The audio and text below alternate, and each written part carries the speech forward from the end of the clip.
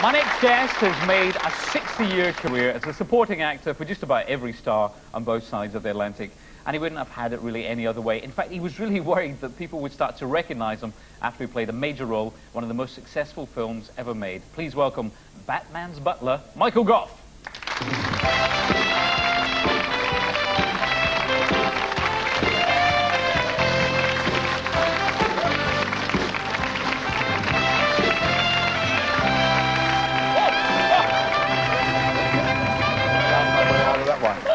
Hi, Michael, there we are. It always gets a laugh out, doesn't it? I know, it's great, because, and also it's nice, you know, people feel sorry for you before you start. It's so comforting, isn't it? It's comforting. Well, just sit back and relax. I'm going to do that very thing. It's lovely, yeah. Now, you have worked with them all, haven't you? I mean, all the big names. Well, I've worked with a lot of big names, yes. I'm blessed to have done that. And see, when I started off, I was... Alec Guinness was a small part actor. Laurence Olivier was playing Hamlet for the first time. Edith Evans, Michael Redgrave. They were all, and I was a student, and they were all actors. They weren't such stars then. Or Larry was. He'd already been to Hollywood. But all the rest, it was the first time in London and things like that, you know. So it was a marvelous start. Could you see there was something special with them? Oh yes, I mean they were wonderful. I thought they were fantastic. You know, they were great. Was there anyone that was horrible? No, I've been extraordinarily blessed. There was a pause there for a moment. Well, I was just trying to think, there must be somebody. But I've been extraordinarily blessed, and they've been lovely people. But then I think actors are nice. Actors, as a race, are really nice people, you know, and that's extraordinarily lucky we are, you know, to be with nice people. Well, I mean, you have worked so much. And in the introduction there, we were joking a little bit by talking about your role in the Batman movie, and almost people then would know exactly who you were. Was that a thing that never worried you at all over the years, because you have worked so much? Have you just been content with that, without people knowing your name every time? Oh, no, I much prefer it they don't know, really, you know, sure. I mean, you know, my life is more important than my work, you know. And I'm blessed with the most fantastic wife. I've got wonderful children, 7 grandchildren, and they're my life. And acting is, I'm blessed to do something which is such a wonderful way of earning a living and meeting such lovely people, you know, and like yourself. Oh. Well, it could be more charming. What about turning down roles? Have you ever turned anything down? Not unless I'm doing something else. But I'm a kind of jobbing actor. I do anything that, if I'm out of work, I've got to work. You know? But now I'm getting so old that I kind of have to, I can't work all the time. I've got to rest up every now and then, you know. So I do, and it's lovely. One period of your life, the Hammer House of horror movies, which I'm sure we all remember quite fondly. Do you remember them fondly, or think, oh? Oh no, I remember them very fondly, of course. They were a gas to do.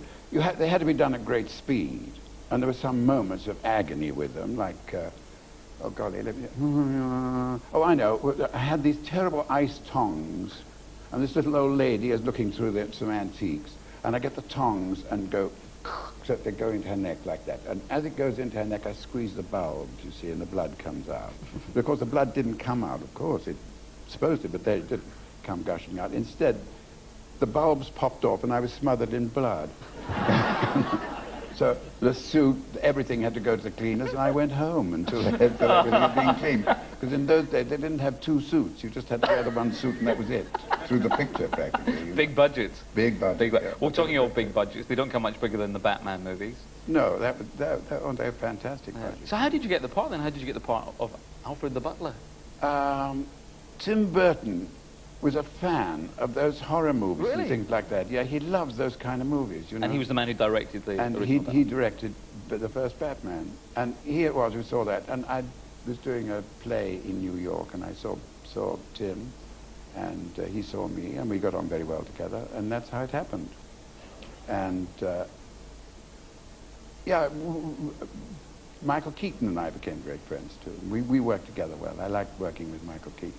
And we did 2 films with him, and then Val Kilmer came along, and he's the new Batman. He's the new Batman, and I'd worked with him already in Top Secret. So it was like working with old mates, you know. And I'd worked with his wife, Joanne, and they've got a baby. So it was like being in the family again. It was great, you know. It was very nice. with movies nowadays like Batman, all very sort of high-tech and all visual effects and things like that, is it a big change for you when you're making those kind of movies nowadays? No, not really. I mean, it's an actor's life is an actor's life all the time. Though some are much harder than others, you know, and sometimes you work like 15 hours a day, and that's a killer. And sometimes you get away before lunch and you go home, and it's money for old rope, you know. And Batman has been very easy in one way, in that you get great chunks when you're not in at all, you know. I mean, I might do there for 6 months, and I do 12, 15 days work in that 6 months. I could have come home, but then the journey is such hell. I mean, here you are, bright as a button, and you got here yesterday. You know. I've been home for 3 weeks from LA, and I'm exhausted still. You know, it's a killer. But do they look after you well out there? I mean, oh yeah, we had a with little the right house. reverence? We had a little house and a car, and my wife drives me everywhere and takes great care of me, and it was great. And I've got a lot of friends out there, so we had a very good time. We had a and you also knew the original Batman's butler, the original from the TV series. Yes, I knew him, and he was. We worked together in the theatre before we ever. You know, before I ever saw him on the film. We never did a film together. And then I used to see him periodically when he came over on holidays and things like that, you know. So that was nice, and he was a nice guy. Well, the other thing that must be very hard for you, though, is to keep calm with some of the women that you've been surrounded by, especially in the Batman movies. Yeah. One does get overexcited sometimes. But Michelle Pfeiffer's the one really she was divine. She's absolutely divine. But also, you see, I didn't have great scenes, unfortunately, with the ladies. I'm more kind of Batman's butler, you know. Yes. And now we've got Robin as well, you know, and Robin, Chris O'Donnell, who's a really, really nice guy, too. So it was nice. And Joel Schumacher, who's the director, he's a living doll. He's just the kindest, sweetest, funniest man, you know. No thoughts of Very retiring?